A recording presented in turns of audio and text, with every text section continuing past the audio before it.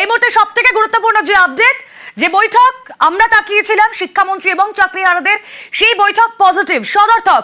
বিকাশ ভবনে প্রায় 3 ঘন্টার বৈঠক, যোগ্য অযোগ্য তালিকা, ওএমআর শিটের মিরর ইমেজ প্রকাশের দাবি নিয়ে চাকরিহারারা সেখানে পৌঁছে যান। 2 সপ্তাহের মধ্যে নিষ্পত্তির আশ্বাস দিয়েছেন ব্রাত্য বসু। শিক্ষামন্ত্রী জানিয়েছেন আগামী সপ্তাহেই সুপ্রিম কোর্টে রিভিউ পিটিশন দাখিল। শিক্ষামন্ত্রীর সঙ্গে বৈঠকে যখন চাকরিহারাদের 13 জনের প্রতিনিধি দল যান, তাদের কি দাবি ছিল, কোন কোন দাবি নিয়ে তারা কথা বললেন, আসুন একবার দেখাই আপনাদের। দাবি 1, চাকরিহারা শিক্ষকদের দাবি কি ছিল? যোগ্য অযোগ্য তালিকা সার্টিফাই করে তা প্রকাশ করতে হবে, অর্থাৎ যোগ্য অযোগ্য পৃথকীকরণের লিস্ট প্রকাশ করতে হবে ক্লিয়ারলি। 22 লক্ষ পরীক্ষার্থীর ওএমআর শিট প্রকাশ করার দাবি, 22 লক্ষ পরীক্ষার্থীর ওএমআর শিটের মিরর ইমেজ প্রকাশ করার দাবি রেখেছিলেন চাকরিহারা শিক্ষকরা। যেই দাবি নিয়েই আজ তারা বৈঠকে যান। মিরর ইমেজ প্রকাশের দাবি তারা তো করেন। চাকরিহারা শিক্ষকদের দাবি ছিল এবং সেই দাবিগুলো নিয়ে আলোচনা হলো। 2.5 ঘন্টারও বেশি সময় অতিক্রান্ত। কথা বলবো, সোমরাজ বন্দ্যোপাধ্যায় প্রতিনিধি রয়েছেন আমাদের সঙ্গে। সোমরাজ, এই বৈঠকের যা নির্যাস, যদি আমরা আউটকাম জানতে চাই, যদি পয়েন্ট ওয়াইজ জানতে চাই তোমার থেকে, আমাদের দর্শকদের জন্য কিভাবে বোঝাবে?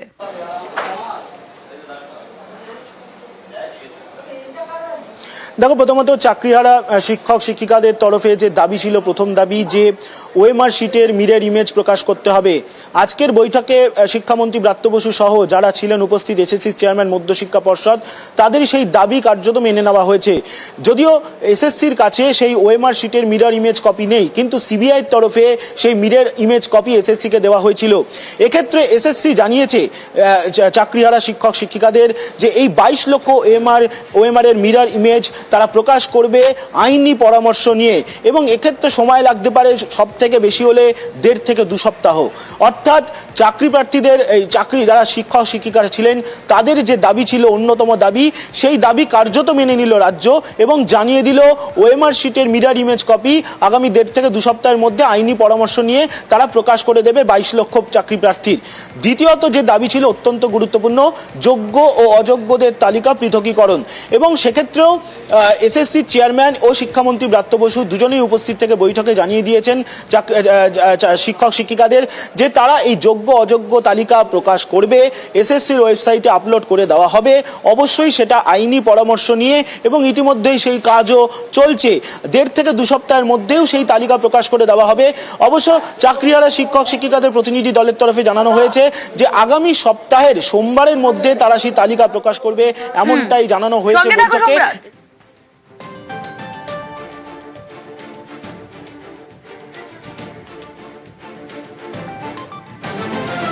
আমরা বলেছিলাম যোগ্য অযোগ্য লিস্ট সার্টিফাই করে পাবলিশ করতে হবে। শিক্ষামন্ত্রীর উপস্থিতিতে এসএসসি চেয়ারম্যান জানিয়েছেন যে যোগ্য আর অযোগ্যের লিস্ট ওনারা অলরেডি তৈরি করতে শুরু করে দিয়েছেন। আইনি পরামর্শ নিয়ে সোমবার নাগাদ উনি সেটা পাবলিশ করবেন, মোস্ট প্রবাবলি 21 তারিখ। 22 লক্ষ ওএমআর যেটা বলা আছে, টোটাল পরীক্ষার্থী যারা ছিল তাদের ওএমআর পাবলিশের কথাও আমরা বলেছি। তো ওনারাও সেটাও বলেছেন যে সেটা তো আছে, আইনি পরামর্শ নেবেন। যদি ওনারা মানে পজিটিভ বার্তা দেন যে কোনো অসুবিধা নেই, তাহলে অবশ্যই সেটাও পাবলিশ করা হবে। মিরর ইমেজ যেটা আমরা বলেছিলাম, সেটা ওনারা এটাই জানালেন যে মিরর ইমেজ তো নেই, কারণ মিরর ইমেজ যদি থাকতো তাহলে সিবিআই নিশ্চয়ই খুঁজে পেত। যেটা আছে এখন সেটা অ্যাকর্ডিং টু সিবিআই, মানে সাবমিটেড বাই সিবিআই, সেই মিরর ইমেজটা আছে। যদি সেটা হয় তাহলে সেটাও ওনারা দেবেন। চাকরিহারারা তারা তাদের নির্দিষ্ট দাবি নিয়ে পৌঁছে গিয়েছিলেন বিকাশ ভবনে, শিক্ষামন্ত্রীর সঙ্গে বক্তব্য রেখেছেন, শিক্ষামন্ত্রীর সামনে তাদের দাবি দেওয়া রেখেছেন, এবং শিক্ষামন্ত্রী এই বৈঠকের পর ঠিক কি বললেন শুনুন একবার। ওরা বেশ কিছু দাবি আমাদের কাছে করেছেন। ওরা যেগুলো বলেছেন সেগুলোর সঙ্গে আমাদের কোনো মৌলিক কোনো বিরোধ নেই। ওদের দাবিগুলি অত্যন্ত ন্যায়সঙ্গত। আমরা আইনি পরামর্শ নেব। যোগ্য এবং অযোগ্য এর তালিকা এসএসসি যেন প্রকাশ করে। আমি গতকালও যেটা আপনাদের বলেছিলাম, এটা এসএসসি কাছে অবশ্যই এই তথ্য আছে, সিবিআই এর দেওয়া তথ্যের ভিত্তিতে। অর্থাৎ যোগ্য অযোগ্য তালিকা আমাদের আছে। এসএসসি চেয়ারম্যান ওখানে আছে, এসএসসিরও কোনো অসুবিধা নেই। সিবিআই থেকে প্রাপ্ত তালিকা যোগ্য অযোগ্য যেটা তাদের হাতে আছে, তারা তুলে দিতে পারেন, এবং সেখানে কোনো সমস্যা নেই যদি আইনি পরামর্শ আমরা ইতিবাচক পাই। এই মূল দুটি দাবি ওরা আমাদের কাছে করেছিলেন। আনুমানিকভাবে আইনি পরামর্শ চাওয়া হচ্ছে। আমার মনে হচ্ছে সপ্তাহ দুয়েকের মধ্যেই আমরা এর একটা নিষ্পত্তি করতে পারবো। যে দাবি নিয়ে চাকরিহারারা পৌঁছে গিয়েছিলেন আজ বিকাশ ভবনে, সেই দাবিগুলো আপনাদের সামনে রাখছিলাম। এবার কথা বলবো, সোমরাজ বন্দ্যোপাধ্যায় প্রতিনিধি রয়েছেন আমাদের সঙ্গে। সোমরাজ, রাজ্য সরকার কিভাবে এই দাবিগুলো পূরণে পদক্ষেপ করবে আগামী দিনে?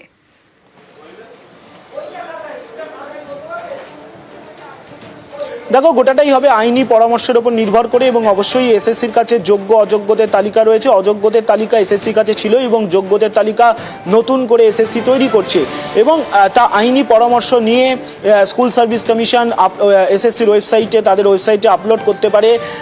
তার জন্যই আইনি পরামর্শ নিচ্ছে, এবং আইনি পরামর্শ নেওয়ার পরেই এসএসসি সেটা আপলোড করে দেবে। এবং যেটা আইনজীবীরা জানাচ্ছেন যে এই যোগ্য এবং অযোগ্যদের তালিকা পাবলিশ করতেই পারে এসএসসি, কারণ এই যোগ্য অযোগ্যদের তালিকা হাইকোর্টেও দিয়েছে এসএসসি, সুপ্রিম কোর্টেও দিয়েছে এসএসসি। সেক্ষেত্রে এসএসসি যদি তাদের নিজেদের ওয়েবসাইটে আপলোড করে তাতে খুব একটা বাধা থাকবে না, আইনগত আপত্তি থাকবে না, যদিও এসএসসি এ নিয়ে আইনজীবীদের মতামত নিচ্ছেন। অন্যদিকে এই যে ওএমআর শিটের মিরর ইমেজ প্রকাশ করা, সেটা সিবিআই তরফ থেকে পেয়েছে এসএসসি।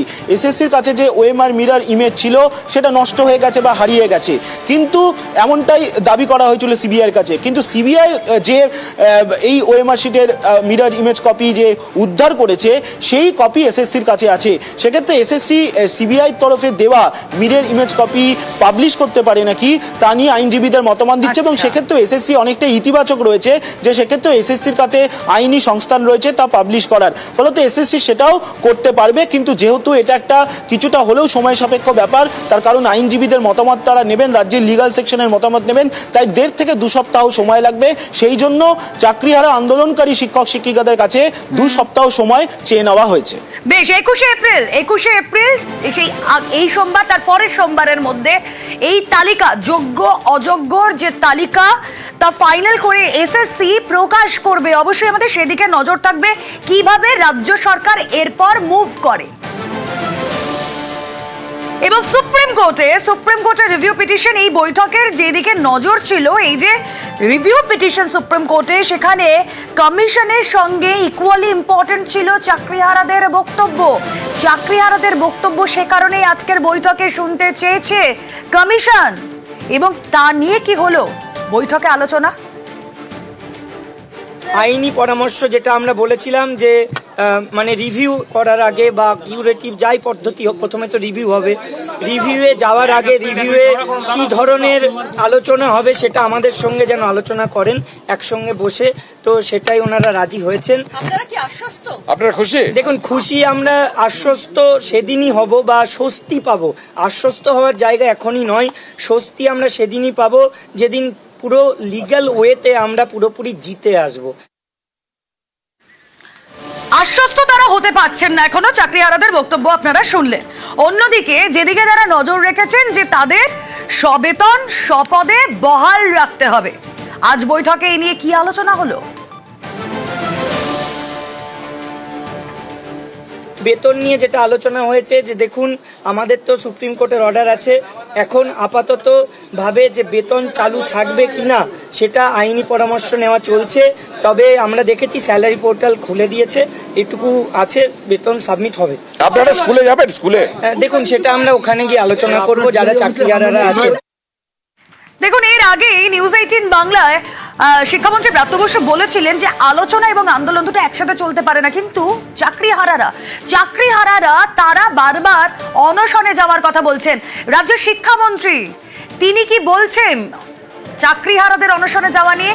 অবশ্যই আমাদের সেদিকে নজর থাকবে, কিন্তু আমরা আজ এই 3 ঘন্টার, প্রায় 3 ঘন্টার বৈঠকের যদি আউটকাম হিসেবে ধরি, তাহলে আগামী সপ্তাহে রিভিউ পিটিশন দাখিল এবং বেশ কয়েকটা যে পয়েন্ট যা রেজ করলেন চাকরিহারারা, তার মধ্যে অন্যতম হলো এই সবেতন স্বপদে তাদের চাকরিতে বহাল, না হলে তারা অনশনে যাবেন। অনশন নিয়ে শিক্ষামন্ত্রী ব্রাত্য বসু আজকের বৈঠকের পর কি বলছেন শুনবো। তারা আমাকে, যারা আমার সঙ্গে যে প্রতিনিধি দল এসেছিল, আমি পরিষ্কারভাবে জানাই আবার, তারা আমাকে স্পষ্টত জানিয়েছেন তারা কোনো অনশনের মধ্যে নেই। তাদের মধ্যে একটা ছোট অংশ, তাদের মনে হয়েছে তারা রাজনৈতিকভাবে কোনো না কোনো দলীয় ভাবে যুক্ত, তারা এই অনশন, ধর্ণা বা এই ধরনের উত্তেজক পরিস্থিতি তারা প্রভোকেশন দিচ্ছে। আপনাদের কোনো আচরণ, আপনাদের কোনো প্রভোকেশন, বাকি কিন্তু হাজার হাজার সত্যিকারের বঞ্চিত যোগ্য শিক্ষক যারা মমতা বন্দ্যোপাধ্যায়ের ওপর, মুখ্যমন্ত্রীর ওপর, সরকারের ওপর আস্থা রাখতে চাইছেন, তাদের ভবিষ্যৎকে অন্ধকারাচ্ছন্ন করে দিতে পারে। এটা একটা খুব লিমিটেড একটা অংশ চালাচ্ছে এবং ওদের পরিষ্কার, ওদের মধ্যে একটা যে বিভাজন আছে সেটা নিজেরাই আজকে ওরা আমাদের বলেছে। আজ শিক্ষামন্ত্রীর সঙ্গে চাকরিহারাদের বৈঠকের আগে দুপুর 12:10 আমরা দেখলাম করুণাময়ী সল্টলেকে চাকরিহারাদের জমায়েত। আমরা চাই ন্যায় বিচার, আচার্য সদন অভিযান চাকরিহারাদের।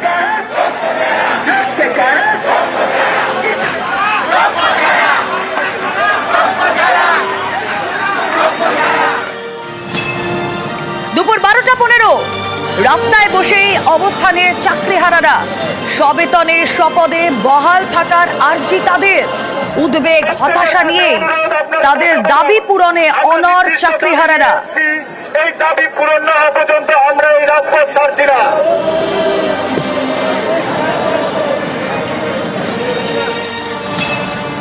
দুপুর 1টা এসএসসি ভবনের সামনে পৌঁছে যান চাকরিহারা শিক্ষকরা। এখানেও তারা অবস্থানে বসে তাদের দাবি পূরণের জন্য আওয়াজ তুলতে থাকে।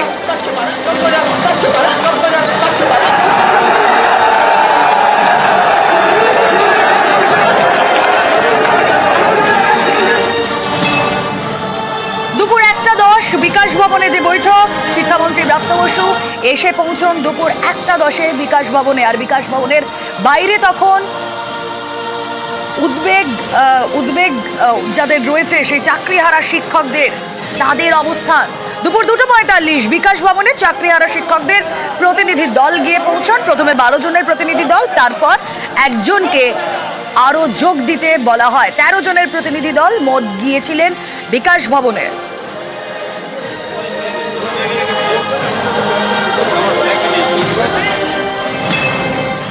বিকেল 3:40 বিকাশ ভবনের 6 তলায় কনফারেন্স রুমে চাকরিহারারা পৌঁছে যান। অপেক্ষা করছিলেন শিক্ষামন্ত্রী ব্রাত্য বসু।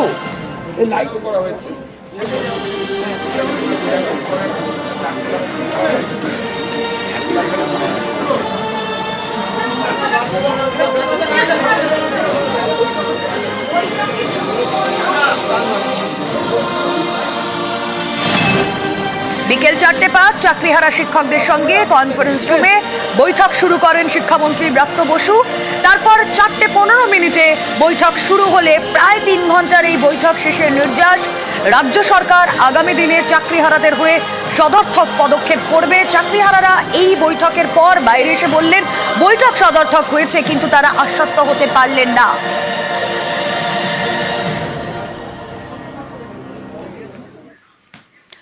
এবার যে ছবি আপনারা দেখছেন এসএসসি ভবনের সামনে আচার্য সদন, সেখানে চাকরিহারাদের অবস্থান। আমরা সকাল থেকে যে ছবি দেখেছি এখনো আমরা দেখছি সেই ছবি। বিকাশ ভবনে প্রায় 3 ঘন্টার বৈঠকের পর এসএসসি অফিস, তার সামনে চাকরিহারাদের অবস্থান। ওএমআর এর মিরর ইমেজ প্রকাশের দাবি তারা রেখেছেন এই বৈঠকে। রাজ্য সরকারের তরফ থেকে, শিক্ষামন্ত্রীর তরফ থেকে 2 সপ্তাহের মধ্যে তার নিষ্পত্তির আশ্বাস পাওয়া গিয়েছে। আগামী সপ্তাহে রিভিউ পিটিশন দাখিল। চাকরিহারারা তাদের বক্তব্য রেখেছেন শিক্ষামন্ত্রীর সঙ্গে বৈঠকে। কিন্তু তারপর ছবি দেখছি আচার্য সদনের সামনে, সেখানে চাকরিহারাদের বৈঠক। কথা বলবো, আমাদের প্রতিনিধি ইরণ রয় বর্মন রয়েছেন সঙ্গে। ইরণ, তারা সকাল থেকেই বৈঠক, এই অবস্থান বিক্ষোভ করছেন, আমরা দেখছি এখনো তারা অবস্থানে। রাতভর অবস্থান কি হবে তাদের? এরপর শিক্ষামন্ত্রীর সঙ্গে যে প্রতিনিধি দল বৈঠক করতে গিয়েছিল, তারা এসে এখানে তাদের যে বৈঠকের নির্যাস সেটা ব্রিফিং করার পর তারা যে সিদ্ধান্ত নিয়েছেন, যতক্ষণ না মিরর ইমেজ, ওএমআর শিটের যে মিরর ইমেজ তারা হাতে পাচ্ছেন, তারা অবস্থান চালাবেন। এই অবস্থান আচার্য ভবনে আজকে থাকবে এবং ভবিষ্যতে এই অবস্থান এখানেই থাকবেন না অন্য কোথাও হবে, সেগুলি তারা আবার বৈঠকের পর সিদ্ধান্ত নেবেন। তবে আপাতত সিদ্ধান্ত নেওয়া হয়েছে যে অবস্থান সকাল থেকে চলছে, হাজার হাজার যারা শিক্ষকরা এসেছেন তারা যে অবস্থান করছেন, তাদের দাবি যতক্ষণ না পূর্ণ হচ্ছে, অর্থাৎ মিরর ইমেজের তাদের প্রতিনিধি সেটা তাদের কাছে প্রকাশ, ততক্ষণ পর্যন্ত তারা অবস্থান চালিয়ে যাবেন। আপাতত এই সিদ্ধান্ত তাদের তরফ থেকে নেওয়া হয়েছে এবং তারা রাজভর থাকার কথাই। বেশ ইরণ, নজর থাক তাদের এই অবস্থানের দিকে, সেটাতে যেন কোনো ধরনের আঁচ না পড়ে এবং কোনো ধরনের আইনি জটিলতা তৈরি